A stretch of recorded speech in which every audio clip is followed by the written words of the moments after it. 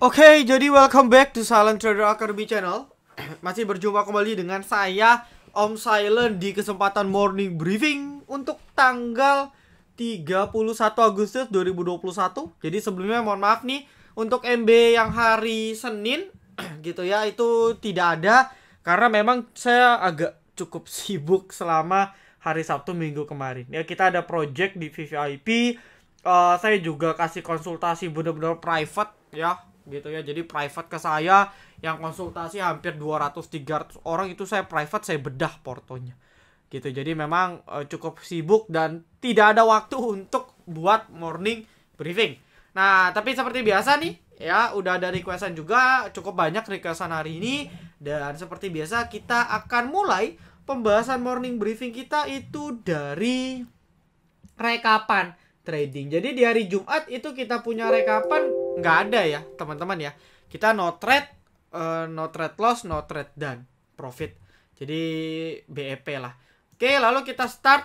Ya, ini menu kita yang pertama yang profit ada SMDR gitu ya. Anda cek ini di jam 9.14 ya. Kita beli dari sesi 1 dan TP sesi 1 juga. Oke, kalau nggak percaya dicek saja. Ini memang tiba-tiba ada yang guyur ya. Saya pun kaget nih siapa yang guyur.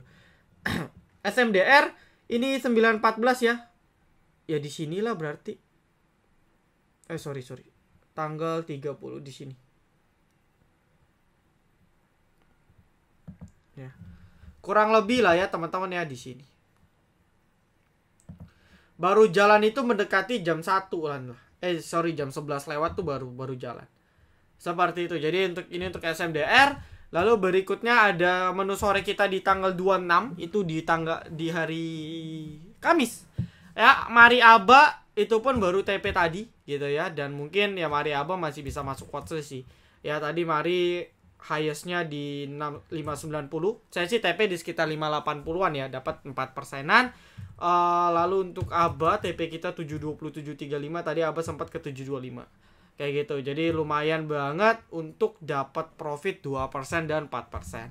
Oke, lalu ada FPNI. Ini menu swing kita dari tanggal 16 Agustus. Ya. Dan TP1 tercapai di 284.300 gitu. Tadi ada yang HK tiba-tiba, saya nggak tahu siapa, tapi saya kenal sih orangnya, dan ya mereka HK di pucuk dan makan antrian saya. Kita udah rekom dari 16 Agustus itu dari sini. Ya, jadi kita sempat dapat bawah dan rata-rata beli kita itu di 256 atau 260 ke bawah. Total profit ya 10% ke atas gitu, dan saya TP sekitar 11%-an. Oke, jadi total ada 4. Ada sih satu pantauan kita yang kena cut loss, itu PMMP. Ya, tiba-tiba ARB juga kena batas, tapi ini sifatnya pantauan sih. Ya, tidak resmi. Oke, nah lalu berikutnya buat teman-teman yang mau coba join VVIP, ya boleh banget nih. Karena banyak banget benefit-benefitnya. Ada menu pagi, day trade ya, menu sore, menu swing gitu kan, konsultasi portofolio private, grup diskusi, grup rekomendasi satu arah, morning briefing yang Anda dengar itu ada versi VVIP-nya. Lalu ada bot saham juga untuk screener dan live signal. Dan terbaru di bulan Agustus, alhamdulillah mobile app sudah launching. Dan yang terbaru itu adalah rekomendasi saham IPO. Jadi kita tahu nih 1-2 minggu ke depan IPO banyak. Dan teman-teman banyak yang nanya, Om, IPO yang menarik apa sih Om? Gitu. Mau dong Om, IPO-nya Om ikut yang mana aja. Nah, nanti mungkin saya akan buatkan konten khusus. Mungkin nanti saya akan buatkan konten khusus untuk membahas IPO mana saja yang menarik gitu ya. Kalau jadi ya, kalau enggak ya sudah, mungkin nggak buat. Nah, kalau mau ya join VVIP aja, join aja 1 minggu atau 1 bulan. Jadi biar Anda dapat ikut project kita. After itu nggak mau join VVIP lagi nggak apa-apa. Jadi Anda jangan sampai kelewatan, karena belum tentu bulan depan itu banyak IPO-nya. Oke, ada, tapi mungkin satu. Kalau ini benar-benar banyak, kita bisa pilih gitu. Ya, kalau mau silakan join ke Telegram kami, t.me/silenttraderacademy, lalu japri ke staff silent di Telegram kita. Oke, itu kurang lebih untuk pembahasannya. Jangan lupa download juga kita punya mobile apps di Google Play gitu ya. Ketik aja Silent Trader, nanti Anda akan dapat beberapa fitur-fitur gratis yang ada di sana. Oke, Kita bahas dulu terkait market ya teman-teman ya. Nah yang pertama ada IHSG kita. Ini merespon gitu ya, bursa Asia regional semua kompak plus, walaupun plusnya mungkin yang over naik itu si IHSG kita. Wajar karena cukup turun dalam gitu ya dalam beberapa waktu terakhir, seminggu 2 minggu terakhir. Naik sampai 1,7% didukung sama blue chip gitu ya. LQ45, saham-saham big caps ini didukung banget kenaikan hari ini. Dari sisi inflow asing juga kalau saya perhatikan juga masih masuk dengan luar biasa ya. ASI, BRI, NKP, Telkom, ICBP, UNTR, BMRI ini kompak gitu ya. Asing banyak banget masuk dan merata. Mungkin mereka mau ngejaga seperti yang saya bilang ya, setiap trader apalagi yang swing trader atau saya bisa bilang apa ya, trend follower, ini mereka akan setuju EMA 200 ini krusial banget. Jadi jangan sampai deh gitu, jangan sampai deh market kita ini closing di bawah EMA 200. Kenapa? Ini akan jadi bad sinyal dan bukan tidak mungkin akan terjadi panic selling kalau IHSG kita breakdown. Ya, makanya dari kemarin sempat di breakdown tapi langsung naik lagi. Karena ini krusial banget nih. Ya yang diwakili garis abu ini sangat krusial garisnya. Seperti itu. Jadi market gimana pun dipaksa untuk nge-push. Itu yang pertama. Lalu yang kedua, mungkin terkait update dari kasus COVID di Indonesia juga makin turun.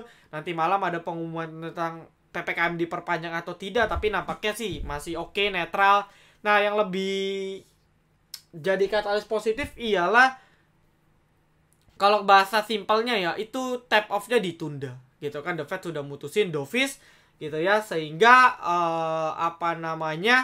interestnya itu belum dinaikkan ya. Ini yang ditakutkan, tapi akan terjadi, cuman kita masih ada space waktu ya, nggak sekarang jadinya seperti itu. Jadi makanya saya bilang gampangnya ditunda. Ini jadi katalis positif, dan tetap saya menyarankan ke teman-teman semua manfaatin, apalagi Anda punya banyak blue chip, manfaatin nih kalau lagi pada terbang untuk ngurangin muatan yang nggak prospek. Manfaatin dengan baik ya. Dari teknikal sih bagus ya, closingan ini market kita berhasil balik nih 6130 ke atas.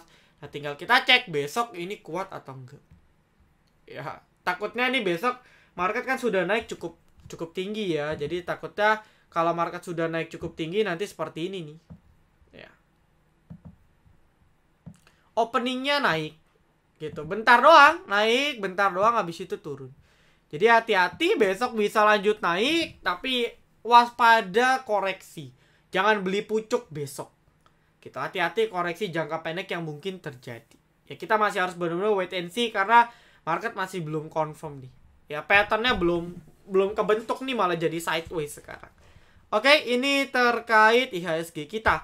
Nah lalu berikutnya kita akan bahas terkait requestan secara singkat ya. SMDR masih bisa tutup gap gak dalam waktu dekat? Gapnya ada di 730 ya, 737 ya, 730 gapnya.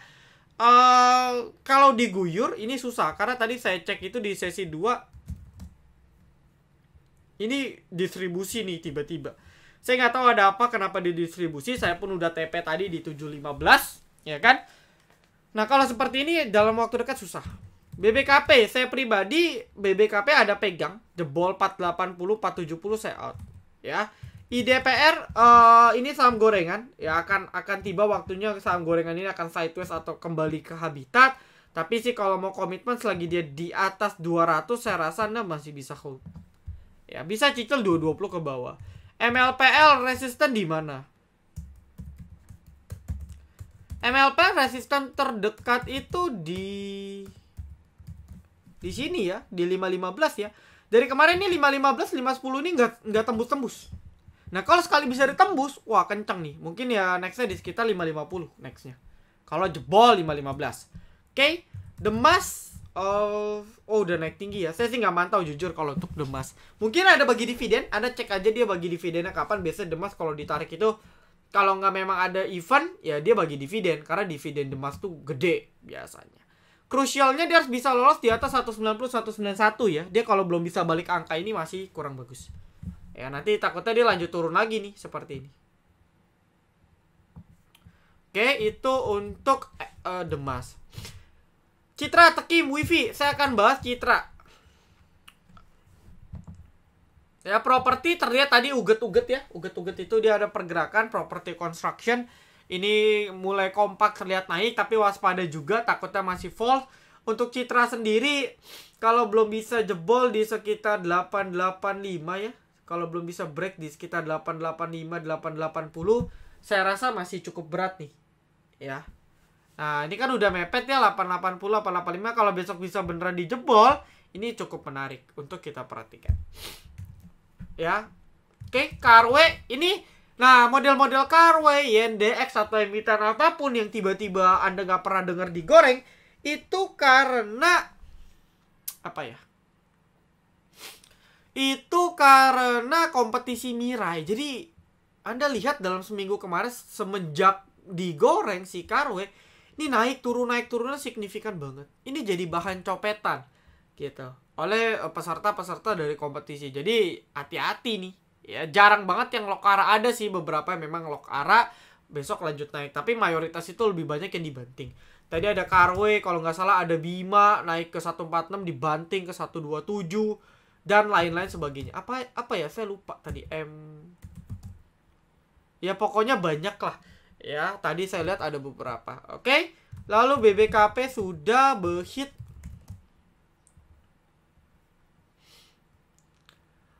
Kalau besok MNC Group masih gerak, ini bisa dipantau ya, gitu. Stop loss ketat sih masih di 9394 kalau saya. Ya, tapi kalau mau nyantai di 88 bisa sih. Ya, sekitar 98.8 bisa. Oke, PTDU. Ini wajar ya dia habis dibanting naik, tapi menurut saya sih dia akan nyampe beberapa resisten tertentu, habis itu turun lagi. Ya, mungkin besok masih ada space untuk naik 1-2 kali. Tapi hati-hati lah. Pesan saya sih nggak nyaranin ya beli emiten kayak gini ya. Tapi kalau mau nekat, disiplin ketat aja. Ya, kalau dibilang sampai 2 minggu saya rasa berat. Paling ini naik mentok sampai hari Jumat paling ya. Menurut saya sih seperti itu. Oke. Ada yang nanya PG juga tadi, Japri ke saya ya, ini emiten si cepat ya, katanya mau backdoor listing di sini. Kalau mau nekat ya bisa entry aja. Ini dia kenapa 10%, bukan akselerasi, ini pantauan khusus. Ya, DCI dan PG. Ini pantauan khusus, naiknya nggak bisa banyak. Kayak gitu. Ya, Anda lihat aja dari sini 250 ke 1780. Besar sekali naiknya. Dibahas di sebelah ada yang bahas bulan September cenderung drop. Nanti saya bahas ya untuk morning briefing besok. Wins ini banyak yang copet juga gitu ya. Kita kemarin pun bahkan cut loss, kemarin saya pribadi kena cut loss di atas 136 135 oke sih. Ya, kalau jebol di sini out dulu, Anda buyback nanti di 130 ke bawah. Oke, Crash ini bisa jadi pantauan juga untuk baja-bajaan. Ya, kadang dia digoreng juga nih. Untuk Crash best buy-nya sebenarnya di 500-an. Ya, ini udah cukup best buy. Kalau mau stop loss santai itu di 470 ya. Ini udah support kuat banget. Nah, kalau memang Anda mau pakai stop loss 470, entry-nya di 500 ke bawah aja. BABP sell 460 oke. Ya, MLIA hati-hati kan seperti yang saya bilang, dia jebol, udah jebol di sini udah kurang bagus. Nah, hati-hati nih, ini 1100 terakhir nih. Kalau sampai 1100 jebol juga udah. Ya, ini udah kurang bagus, saran saya hindari. Oke, PTD udah, BRMS. Hati-hati BRMS. Belum ada momentumnya yang bisa ngegerakin. Ini 86 ini ada MA 200. Jadi kalau sampai MA 200 dijebol, ini jadi kurang bagus nih. Ya, hati-hati. Belum ada momentum sih saya lihat BRMS untuk sekarang. Oke. DMMX masih buat dia masih buat base ya. Dia masih buat base support. Walaupun sebenarnya udah kalau lihat apa ya? Kalau lihat bangunan nih kayak udah mau roboh sebenarnya. Tapi balik lagi nih saham teknologi, kita nggak tahu seberapa kuat bandar yang memaintain untuk tidak jatuh. Dan ya doanya untuk para pemegang DMMX satu sih, jangan sampai ada bandar yang exit dan buangnya di pasar reguler gila-gilaan. Gitu. Ini bisa menyebabkan panic selling karena sekarang DMMX ini bukan institusi aja, bukan bandar yang dari dulu akum aja, tapi entah retail yang dana besar atau ya everything kenal DMMX gitu sekarang. Jadi mereka pun kalau panic selling ini bisa ngebuat harganya jadi kurang bagus, ya bisa panic selling. Jadi tetap hati-hati, main ketat di 3.250. Ini masih konsol sih. Ya, sebenarnya nggak ada masalah gitu. Mau cicil beli silakan. Ya, disesuai preferensi aja. Friend masih oke, ya, base buy-nya di 130 ke bawah, memang batas 120. Ini oke sih untuk cicil menurut saya ya. Friend, lalu ada ADMG, terlihat head and shoulders, udah mulai terlihat cukup jelas head and shoulders-nya. Gitu ya. Jadi hati-hati kalau jebol 200 harusnya out. Ya, tidak ada toleransi. Lalu nextnya ada MNCN.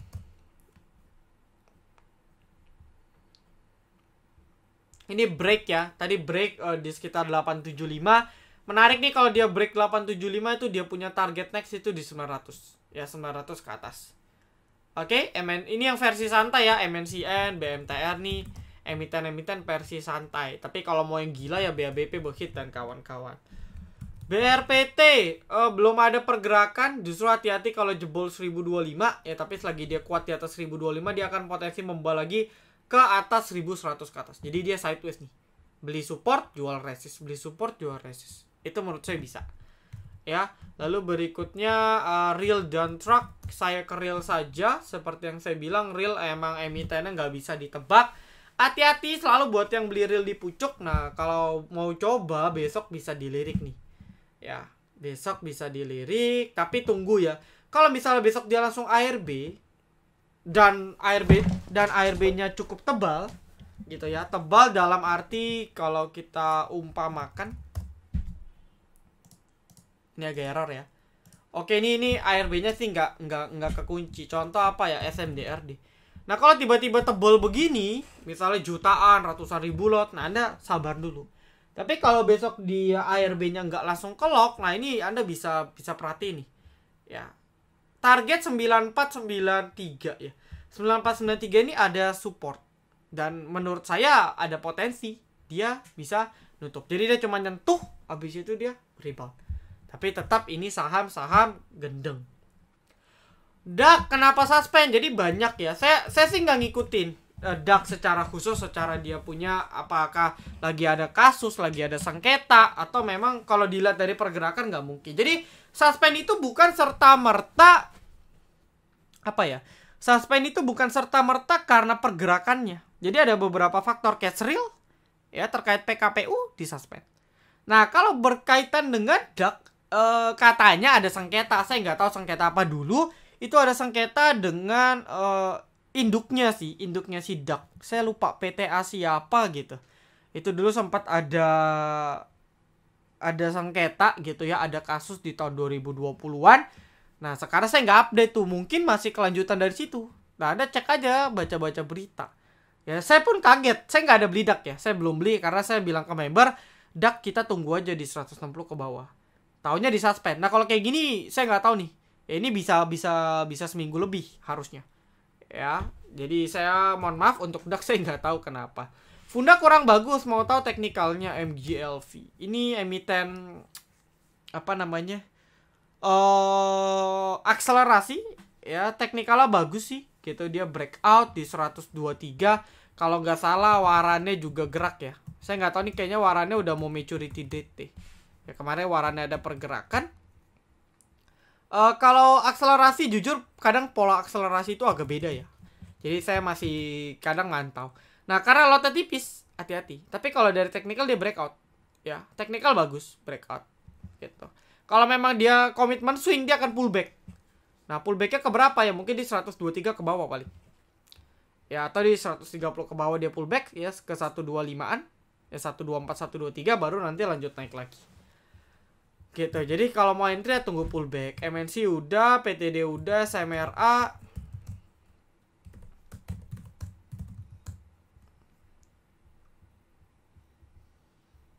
Sama nih seperti emiten-emiten properti lainnya, BSDS, MRA. Ini naik karena marketnya mendukung tadi. Ya kalau enggak sih saya rasa nggak naik. SMRA kalau mau buy on breakout aja di 825. Oke, BABP.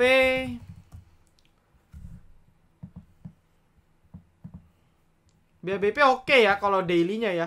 Dia buat high yang tidak lebih tinggi, dia buat low yang tidak lebih rendah gitu kan. Dia komitmen di atas EMA 13 dan EMA 21. Kalau mendukung dia bisa potensi rounding nih kayak gini. Ya dia potensi rounding kecil untuk naik. Gitu. Target breakout sih di sini ya, di 476. Tapi saya rasa di 464 ke bawah udah bisa nih. Kalau bisa breakout 464 476 ini menarik untuk BHBP. Bisa masuk watchlist lah untuk besok. DAX sudah, Friend sudah, BGTG. Bang-bangan hati-hati jebol 250 ya. Kalau nggak bisa balik dalam beberapa waktu ke depan ke 250 ke atas, out dulu saran saya. Lalu hit BKSW Medco-nya, hit tadi sudah. UNTR RALS, mungkin RALS ya.